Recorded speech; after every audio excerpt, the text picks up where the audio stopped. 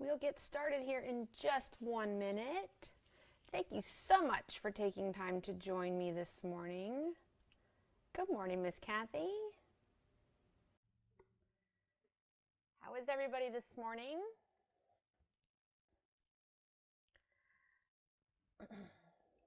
Yes. Okay, let me move this a little bit. Maybe that will help. Oh, that's fun, Miss Laurie. Going to sew today. Yes.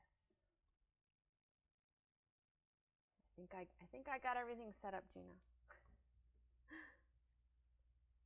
Even set the stream decks up. A little bit of technology this morning. I've been up bright and early, so we'll see if I can keep myself together.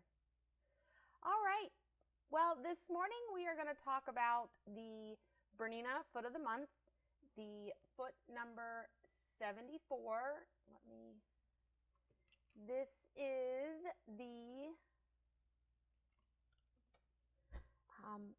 foot of the month with Bernina. So this is a 25% off foot for the rest of the month of February. This foot is the adjustable gliding cup foot. It is for both our domestic Berninas and for our Q series Berninas. And we also do have legacy editions of this foot available for special order. So when I say legacy edition, those are your 1630s, 1130s, 1230s, 930s machines. So they are our traditionals, originals that is available. But those, I don't stock those feet. We special order them, but this foot is available for you in that, what are we talking? See, you've already thrown me off. I'm trying not to pay attention to other screens this morning. So yes, so let's get started before Amy messes any more up. All right, let's see if I can do this. I have a new workflow that I'm trying to learn. I'm gonna have to set up some fake practice exercises. So the adjustable gliding cup foot is perfect for free motion quilting in general. It's not that this is a specific foot for a specific technique, but we like to use it a lot in the long arms because of the cup that's on it. It kind of rounds up. It's really good for getting up and over bulky seams versus the presser foot running into a seam. So it's really helpful in that area. It's also clear. You can use it for an unobstructed view of the material, especially if you're trying to follow a line or the edge of an applique. The height of the foot is adjustable as well, so you can adjust it if you are quilting on thick fabric, thin fabric, fluffy batting, or things along that lines. There are some inner markings on this foot, so you can see here, right here, there are some center crosshairs. And again, it also is really good for gliding over bulky seams. So we use it more for quilting around dimensional embellishments is really where it comes in handy because it will glide evenly over those uneven edges, okay? And give you a nice clear sight line as well. So I'm going to show you a couple of examples in a little bit of where this may come in handy. This is a great presser foot for our art quilter, okay? And thread painting as well. If you do a lot of collage quilting, this is also a really great foot because the fabrics, especially if you don't fuse your fabrics down, your presser foot can get slid under the fabric if you're quilting with your traditional presser foot. Now this foot is not a stitch regulated presser foot, so you do have to regulate your own stitching on this foot. So just giving you kind of a visual of those dimensional appliques. If we were trying to quilt those dimensional appliques with a traditional foot that we would quilt with, we would probably, as we were moving from, let's say, the stem up onto the quilt or the flower, we would probably end up hitting or running into this depth that we have here. You can adjust this thickness of this the height of this foot. There's a gold dial on the right hand side of the foot that adjusts the height of it. If you have foot number 72 was our first height adjustable foot. That's our ruler work foot. And so adjusting this screw here is going to raise and lower this actual cup piece so that it will sit down closer to your fabric. And the reason that this adjustment comes in handy or is necessary is because if you've ever free motion quilted and ended up with skipping stitches or really hard time moving the fabric freely underneath of the foot, most of that is going to be related to the height of the foot. Okay. If the foot is sitting too high off fabric, you're going to get what we call flagging. And when I get over to the machine, I'll explain that as to what that is for you. And then if your foot's too low, you're going to struggle at getting that fabric to move freely underneath of the presser foot.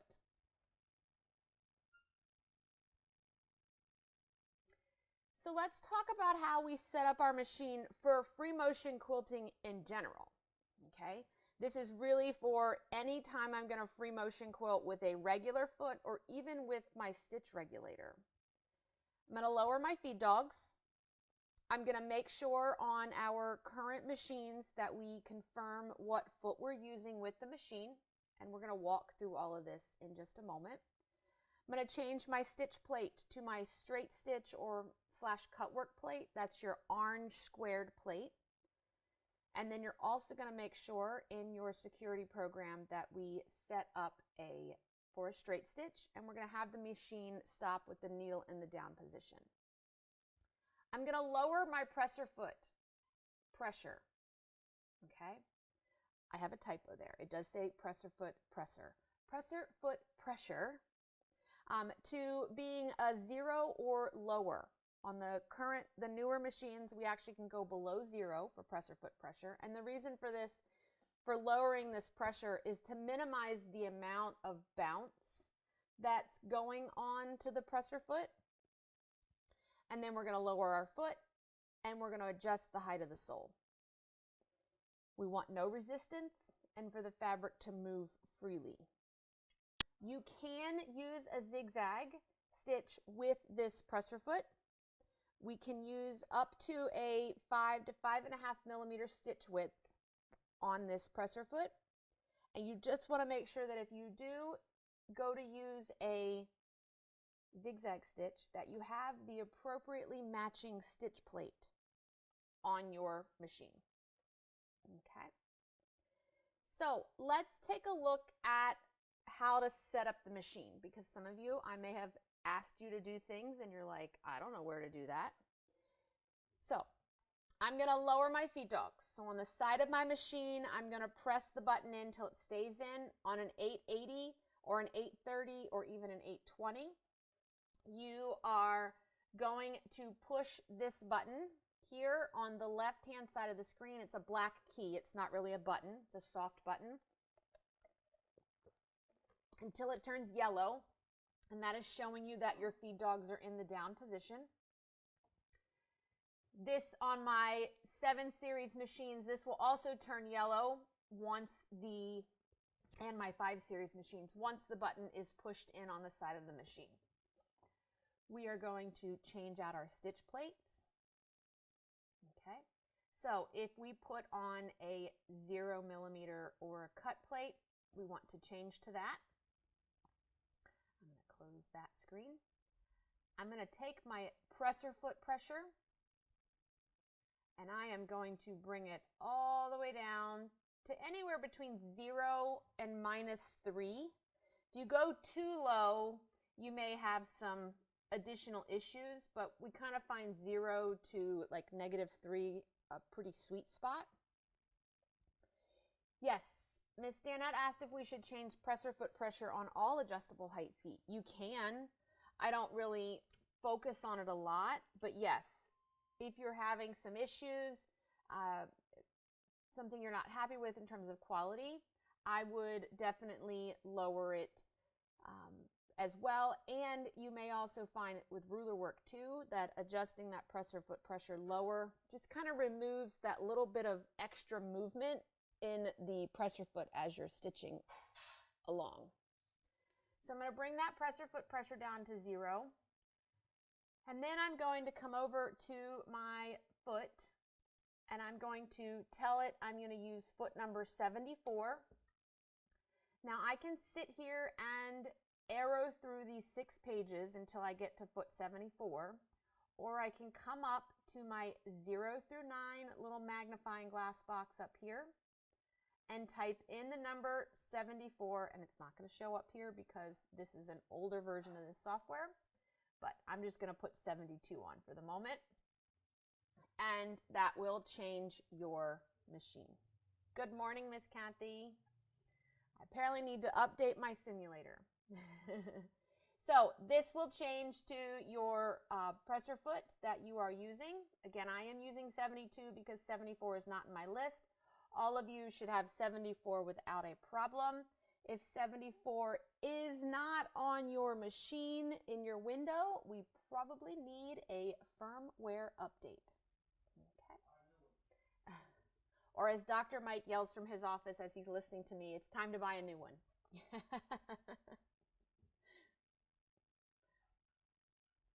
Okay, now a few last tips and then we're going to change over to the machine and demonstrate here for you.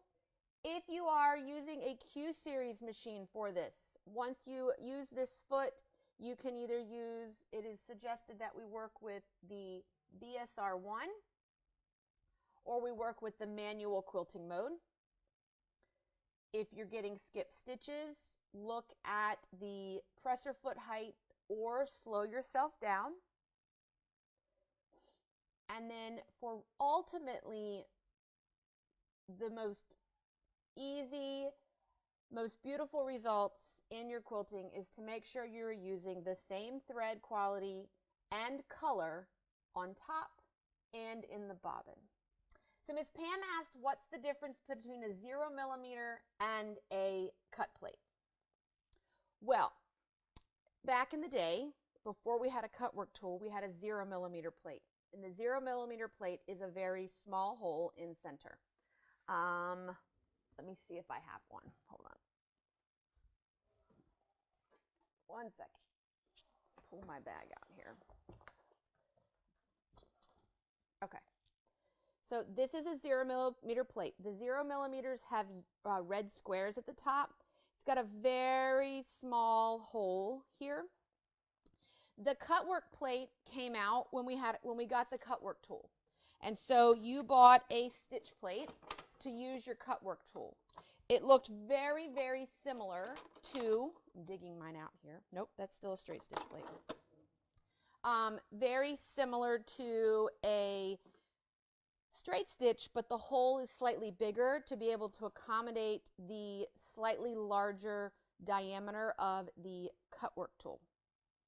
So what they did here in the last few years is they combined the straight stitch and the Cutwork plate together. So you have one plate that you need in order to do straight stitch and Cutwork. The Cutwork straight stitch plate is an orange square. It is the one that comes with the 7 series, the 8 series machines today for you, 790, 880, come with a cut straight stitch plate.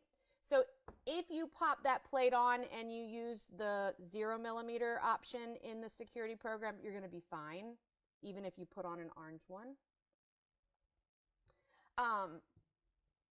That will be just fine. So that was what it is. They were nice, merged the two plates so that you didn't have to buy two in order to do this before they decided to make it standard with some of the machines.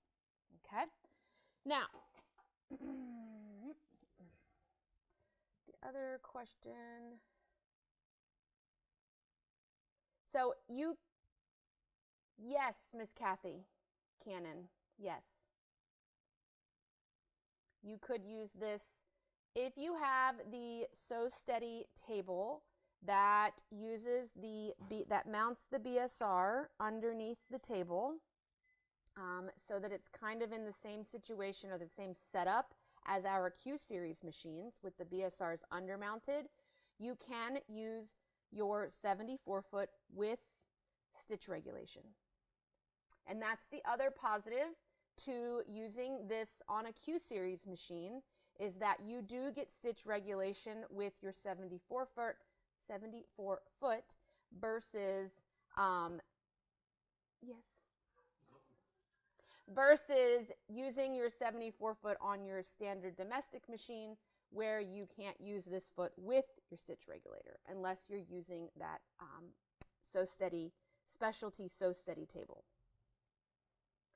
Okay, let's go over to the machine here. So here's the foot. Let's pull this little bad boy out here so that you can see what he looks like. It's got this nice clear sole to it, a really high cup. Now you're going to be like, well, this looks pretty similar to the clear sole that we have on the BSR as a standard. This does have a little bit more of a cup to keep you just a little bit more clearance from being able to get up and over slightly thicker appliques. So when you get this foot, let me put this back to where it was. When you get this foot in the box, it is very likely that it is probably too high. Okay, so if I put my foot down,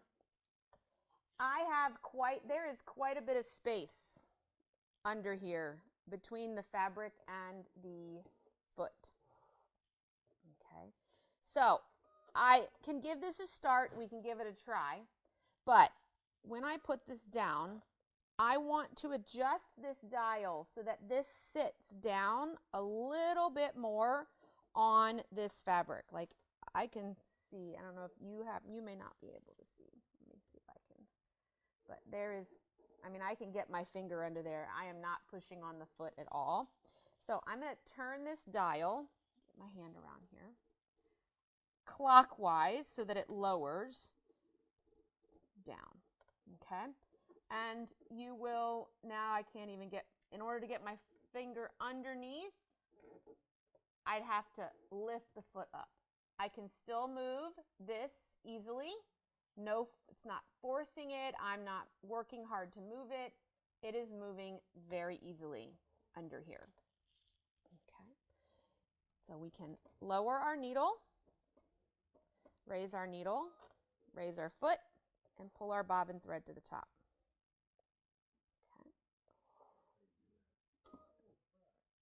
Okay. And then we're gonna quilt. Now I'm not gonna be overly beautiful here. I can't say I am the best free motion quilter without a stitch regulator. Okay, so if you had an applique, okay, we're going to pretend like that was fused there. I'm just going to put a pin. I could easily just come right up onto that applique without a problem.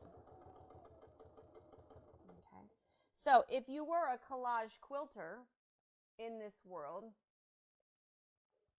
this would just go right up and over all of those collaged pieces of fabric that you have laying on your base fabric.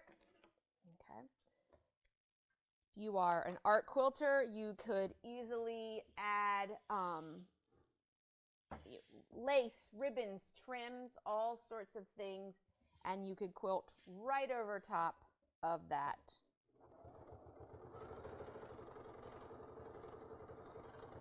Go on and off.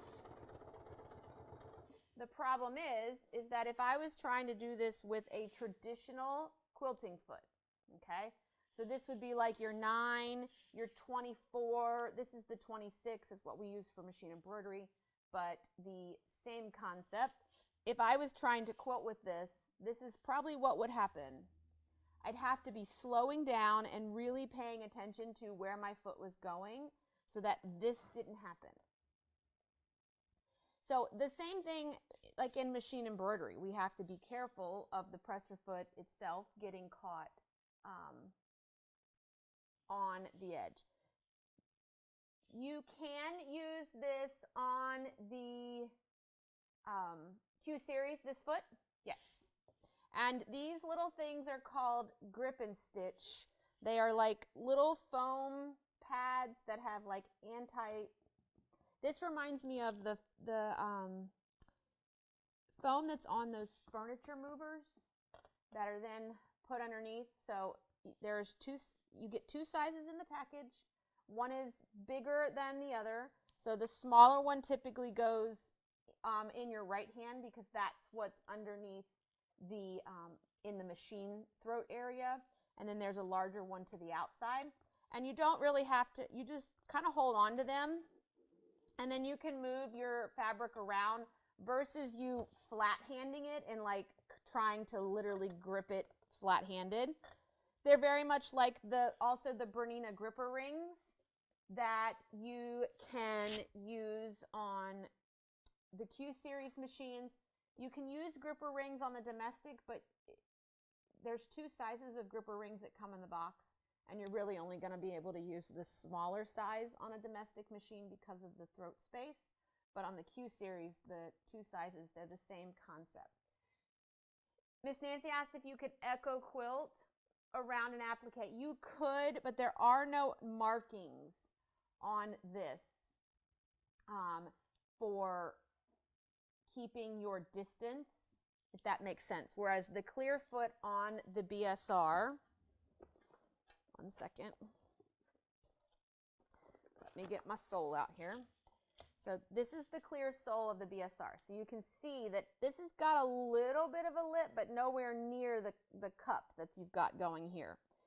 The BSR sole has those extra markings that we can use to echo quilt.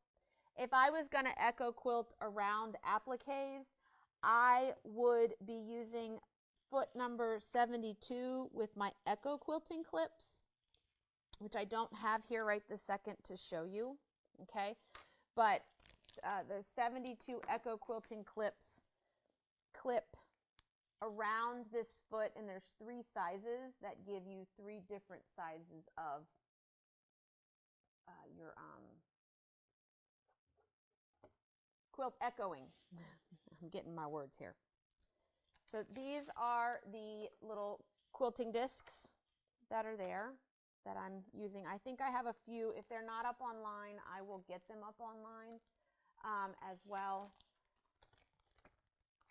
if they're not up there as well. I grabbed these because I can't find my gloves, my quilting gloves. They are, I have no idea where they are. I'm just gonna be honest. They're either packed with my ruler work supplies, they're packed for the stuff for the retreat. I have not a clue. This here is, I like this foot for those that if you do the Kimberbell bench pillows and you don't do the background quilting, especially if you do some of her original pillows. Okay, I will get grip and stitches up online. Just bear with me. Once I do, I'll come back and we'll drop a link in here, a comment in here. I didn't check that this morning. I failed again. No. So the original Kimberbell pillows had a lot of just background, and we embroidered on a large background, okay, and then we applicate on top of it, right? So we had some larger areas, and we also had embellishments. So using this foot, you could easily be able to embroider up to, let me get this in the camera, up to and around this particular area. Thank you. You could, on this one, we've got this ruched, thank you, ruffle, okay?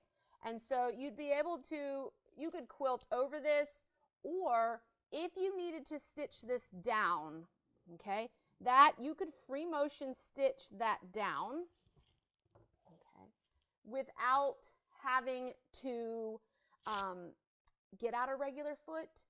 You can just follow right through that middle. That cup is going to keep from getting hung up on this ruching that's here, okay, as well. Just give me 1 second. Let me get a different one. Try to figure out this camera. Why all of a sudden it wants to be a funny color. The same thing with this pillow. Right here. You could easily quilt up and around. You could quilt through these dimensional flowers. And it can be used for regular, you know, free motion. It doesn't have to be specifically over appliques or anything like that. That quilting, you know, it's just going to go up and over all of this dimensional without your presser foot getting wrapped up in it. Okay? So that's ultimately the real goal of it, is to help you avoid dimensional projects from getting wrapped into the fabric. All right, I'll deal with it later. You know, a good assistant would be here helping you. No, it's fine. Watching, you know. No. I'll deal with that camera later. Bring your 72-foot stuff, you know. All right. Okay. I'll deal with that camera later. We do have more adjustable sole options. So we talked about the 74, but we do have an adjustable sole 72 and the 72S, and we also have the 73. And Gina says I was letting you feel wanted today. Okay? Okay. Now, so 72 and 72S are going to be your ruler work feet. Okay? So your 72, okay, it looks like this little guy right here. And this foot is the foot that we would use up against ruler work quilting. The difference between 72 and 72S is 72S has a slit in the side of the foot for you to be able to put your thread through it or take your thread out of it. So if you are interchanging feet mid-quilting, you don't have to break your thread to untie or have to tie an extra knot in order to be able to change. Because if you have the original 72 foot, if you're stitching with it, there's no way to get this foot off of the machine without breaking thread. And so they developed the 72S so that you could slide this foot off and then put a different foot on, like foot number 73, and then go back to free motioning if you don't want to free motion with your ruler work foot. 73 is the adjustable height version of basically foot number 24. Okay, again, nice gold dial, adjustable height, open toe quilting, so that you can see where you are going. Okay, let me do this. Do I have questions? In terms of older machines, Miss Pam, are you talking like your 580? Because these will fit your 580. Your older machines in terms of like 830s, 930s, 1130s, 1230s, 1530s, 1630s. You think they had something with 30s back in the day? That we can special order the adjustable sole legacy editions for those machines. But if your this is the easiest way, for the most part, the easiest way to know, am I a legacy machine or am I a standard machine? The quickest thing that I can ask you is, do you have a semi-automatic needle threader on the machine? If you have a needle threader on the machine, whether you use it or not, typically if the machine has a needle threader, you are considered a classic line machine, which means you take all the standard presser feet that are carried in my store every day. If you are a no needle threader machine, then you're a legacy machine, or what they also refer to as gamma kappa machines. Okay, they had to, when they added needle threaders, they had to change the angle of the shank of the foot to be able to accommodate the swing of the needle threader. And so if you have a legacy machine at home and you have a new machine at home, you can't, feet are not interchangeable for that reason. They'll go on the machine without a problem, but the needle's not going to be in the right place, and you will not be happy with that. All right. Do I have any other questions? Because that's, foot 74, it's a fun foot, especially if you are an art quilter or want to thread paint or play with dimension, embellishments. Imagine, not so much couching, because we have a whole nother foot for that. But if you wanted to lay down, and I brought some wool roving today, and God knows where it's at. You could just lay down some wool roving and stitch over it, free motion over it. You don't need to needle punch it. You don't have to couch it if you want it to be a little bit more of a dimensional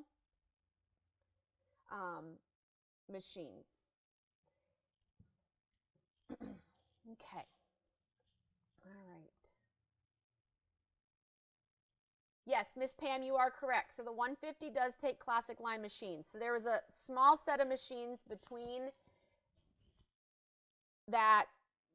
I say, like I said, the needle threader is usually my first option to ask people if they can't remember the number of their machine. And so, yes, your 150 takes the classic line feet. You're not a legacy machine. You're a 150, 130, the 125s, that it's usually a 1630 and down. Okay. So my 4-digit machines, 1630, 1530, 1130, 1200, 1100, 1010s, and then down to the original 830s and original 930s. Okay. Oh, thank you, Miss Christine, for those stars. We love them and we love you. Thank you so much. Well, I hope that gives you a little bit of information and idea on not only how to use foot 74, but maybe a little bit of helpful hints. I have not had enough caffeine yet this morning. Enough helpful hints to be able to maybe try a little free motion, or if you've been having issues with maybe some skip stitches or things like that, maybe adjusting the height of your presser foot with a height adjustable foot, as well as lowering your presser foot pressure, can maybe help you remedy some of those problems. And then the other thing after that, if you've done that, you're still getting skip stitches, we need to look at needle. We need to look at the speed at which you're traveling, and ask yourself, when was the last time I gave my machine a drink of oil? Okay, 1 drop of oil on our Berninas will make a huge difference. Huge difference Okay, just imagine you walking through a desert with no water. Imagine what one sip of water would do for you in the desert. Okay, it's just like your machine running on no oil. Just imagine what one drop of oil will do and fix a matter of a whole bunch of issues. Okay, so that's why if you ever call and you ask, you're having issues or anything, I'm going to ask you, hey, have you given it some oil? And a lot of times that will make a big difference.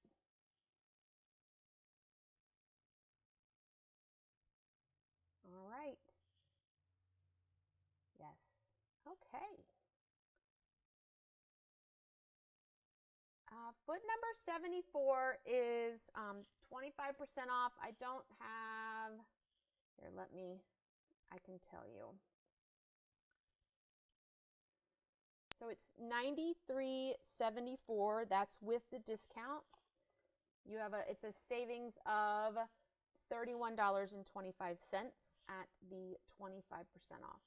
They are up online, and Gina put the link here for you in the comment section. You can also go right to the online store. You can go to Bernina, find Pressure Feed, or you can just type number 74 in the search box and it will pop right up for you as well. And that foot is on sale. Foot 74 is on sale for the rest of the month of February for 25% off. Well, I am finished. That is all that I have for you today. I hope that you enjoyed this morning, and I will hopefully see you all join us next Breakfast Club, which is, one second, on Saturday, February 26th at 8:30. We're going to talk about how to get your quilts to lay flat. Okay. We're going to go over how to put borders on, things along that lines to help your quilt help it continue to stay flat. On our previous block Breakfast Club, we talked about how to square up your blocks. So now we've got our block square. We're going to talk about how to get the quilt square once we put it back, just in case anything happened while we were putting it together. Well, I hope everybody has a great weekend. Stay warm here in this area tomorrow because it's supposed to be chilly, and we are open today from 9:30 to 3. So should you need anything to keep you warm tomorrow while you hibernate inside, we're here for you. Well, thank you, everybody. Have a great weekend, and we will see you all soon.